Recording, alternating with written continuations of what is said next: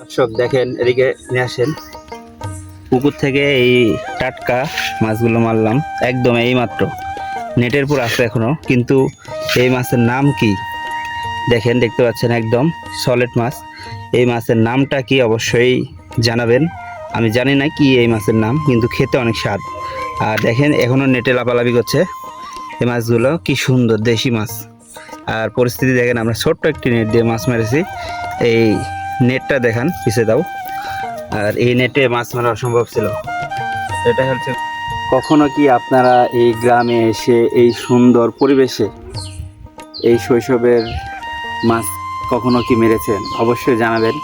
এই মাছ মারাটার দৃশ্য এবং এই মাছ মারার যে সুন্দর মুহূর্ত, কতটুকু যে আনন্দদায়ক সেটা যে মেরেছে সেই বুঝবে। এই দর্শক, এই পুকুরে একদম ভিজে এই নেট দিয়ে মাছগুলো মারলাম, কত যে মজা লাগবে সেটা যারা থাকবে তারাই বুঝবে।